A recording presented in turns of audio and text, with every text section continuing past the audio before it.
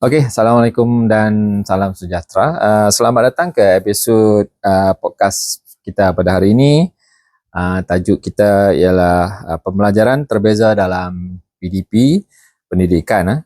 Saya Encik Syarin Dimin Sharif akan menemani anda selama 10 minit yang akan datang untuk membincangkan bagaimana konsep pembelajaran terbeza ini memainkan peranan penting dalam pengajaran dan pembelajaran di sekolah. Di sebelah kiri saya ni, saya perkenalkan Dr. Muhammad Shakir daripada Pensyarah Pendidikan Khas Universiti Kebangsaan Malaysia. Dan seterusnya di sebelah kiri saya juga ada Encik Sazul, seorang guru yang berpengalaman dalam pelaksanaan pembelajaran terbeza ni di sekolah menengah. So, terima kasih kedua-duanya kerana sudi datang pada hari ini. Jadi baiklah, kita mulakan podcast kita pada hari ini. Kita dengan bertanya kepada doktor lah. Doktor ni seorang yang pakar, jadi kita kena tanya doktor, apakah itu pembelajaran terbeza menurut pandangan doktor? Baik, terima kasih kepada moderator. Assalamualaikum dan selamat sejahtera kepada semua. Secara mudahnya kita boleh tengoklah pendekatan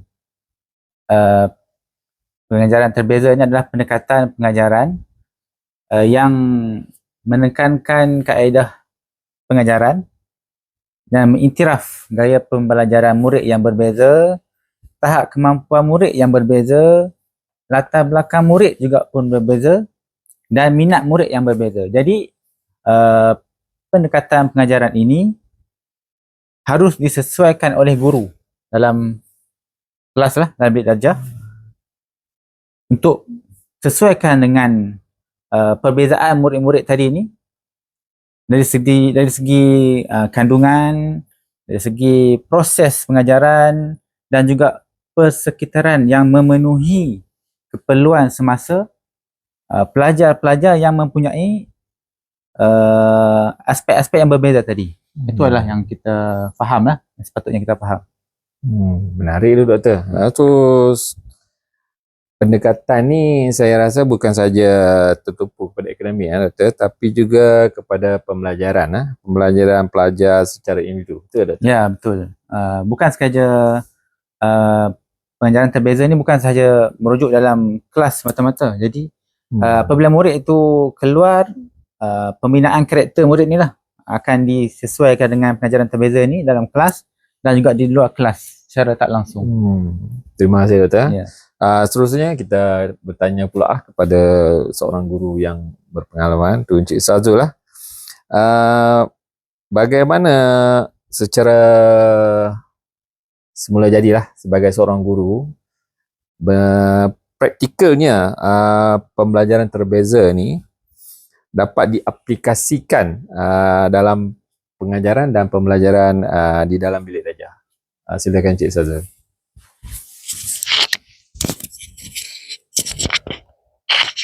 Okey, baik. Assalamualaikum dan juga selamat pagi. Baik, terlebih dahulu saya ucapkan terima kasih kerana menjemput saya pada pagi ini untuk menerangkan sedikit tentang pembelajaran terbeza ni. Baik, supaya saya dalam bidang pendidikan ni dah lama, lebih kurang dalam 17 tahun.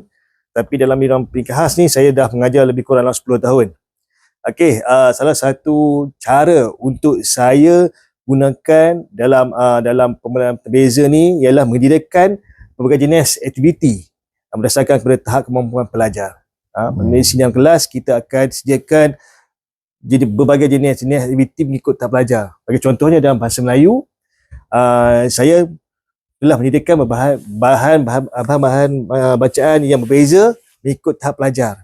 Dan di sini pelajar yang mahir, murid akan lebih baca dengan lebih kompleks, lebih teliti. Sementara pelajar yang kurang mahir, saya akan sediakan mengikut tahap ataupun bahasa yang mudah tapi mencabar. Selain itu juga saya memberikan pilihan kepada pelajar yang telah menguasai tahap yang lebih tinggi itu dengan pelbagai cara lah. Sebagai contohnya dalam penulisan, pembacaan ilmiah, video dan juga projek telah disediakan setakat ini. Okay. So bagaimana dengan cabaran pula Encik Zazul? pelaksanaan pembelajaran terbeza ni masa kini? Okey, cabaran pada masa kini banyak, tapi yang saya dapat simpulkan, saya dapat memberi secara rumusan. Yang pertama adalah pembahagian masa. Sebab masa ni dalam PDP memang singkat, tapi saya perlu saya perlu mencari kaedah yang sesuai untuk memastikan pelajar mencapai tahap yang dibenarkan, yang lebih meningkat lagi. Saya juga perlu merancang segala aktiviti mengikut tahap mereka juga. Setiap pelajar ni, mereka ni ada kemampuan yang berbeza, tapi kita sebagai seorang guru kena peka dan juga lebih kreatif bagi memastikan bahawa PDP dan kelas tu berjalan dengan lancar. So kita kembali pada doktor. Baik, daripada sudut pandangan doktor lah sebagai seorang pendidik di pendidikan tinggi, apakah pula kepentingan pembelajaran terbeza ni dalam melahirkan pelajar yang orang kata bersedia untuk menghadapi masa depan? Baik, dari sudut kajian kita buat di peringkat yang lebih tinggi, institusi yang lebih tinggi lah, selepas daripada sekolah rendah, sekolah menengah, kemudian pelajar-pelajar ini akan bergerak ke peringkat pendidikan yang seterusnya, yang kita boleh faham secara umumnya di Malaysia ni adalah di universiti ya. Satu kajian yang kita buat, murid-murid, pelajar-pelajar yang pernah mempunyai pengalaman dalam pengajaran yang terbeza ini, mereka lebih berdikari dan juga lebih kreatif apabila berhadapan dengan suasana pendidikan yang lebih mencabar lah di sudut pendidikan universiti lah.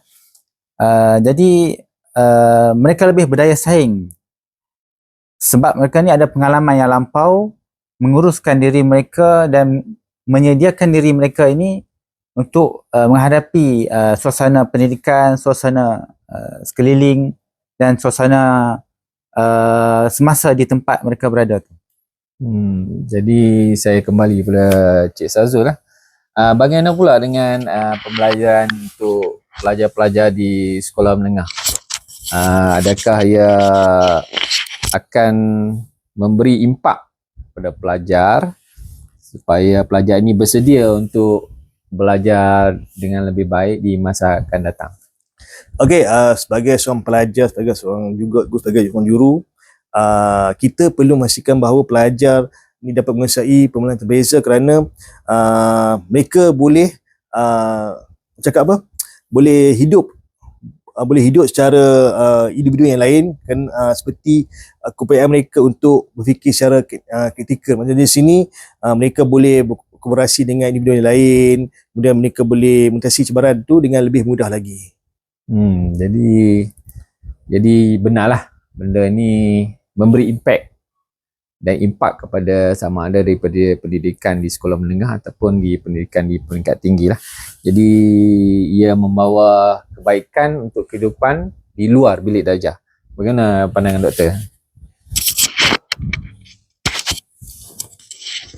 Macam yang saya sebut tadi lah, pelajar-pelajar ni telah mempunyai pengalaman yang lalu dalam pengajaran terbeza. Jadi sebarang masalah yang mereka hadapi peringkat yang lebih tinggi, universiti, jadi kita fahamlah pelajar-pelajar sekarang ni terdedah dengan pelbagai isu kan, isu sosial, isu penggunaan media dalam pendidikan. Jadi mereka dapat menggunakan pengalaman yang lalu untuk menghadapi suasana pendidikan yang mereka lalui sekarang. Jadi mereka dapat menyelesaikan masalah berdasarkan dengan pengalaman pengajaran pendidikan berbeza yang telah dilalui sebelum ni. Terima kasih doktor kerana pandangan ni. Jadi sebagai penutup kita pada podcast pada hari ini, jadi saya jemput untuk Cik Sazul lah untuk membuat rumusan berdasarkan pengalaman beliau sebagai seorang pendidik di sekolah menengah.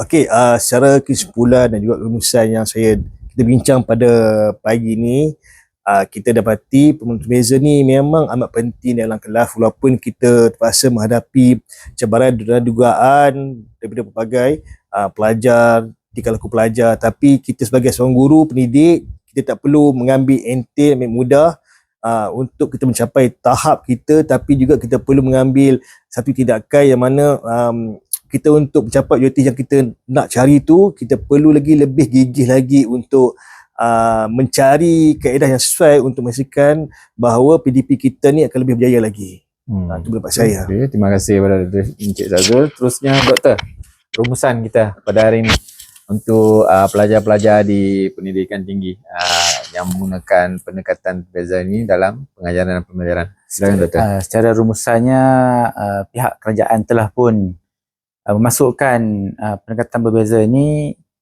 dalam dalam kita punya DSKP, dalam punya kaedah pengajaran kita. Jadi semua pihak lah harus menggunakan pengajaran ini dari sudut setiap aspek lah, pada sekolah rendahnya, daripada sekolah menengahnya, dan di peringkat yang lebih tinggi universiti pun harus menggunakan kaedah ini bagi menyediakan murid-murid, pelajar-pelajar untuk sektor pendidikan ini lebih terjamin dia punya kemajuan dalam pendidikan. Okeylah. Jadi secara keseluruhannya saya nak ucapkan terima kasih lah kepada Dr. Syakir dan juga Encik Zazul kerana sudi datang ke podcast kita pada hari ini.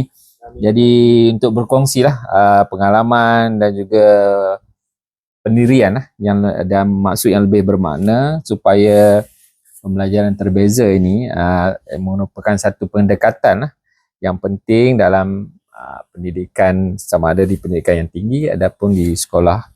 Jadi saya harap perbincangan ini akan memberi manfaat lah kepada kita semua. Jadi sekian lagi dulu pada hari ini. Terima kasih. Terima kasih juga kepada tetamu.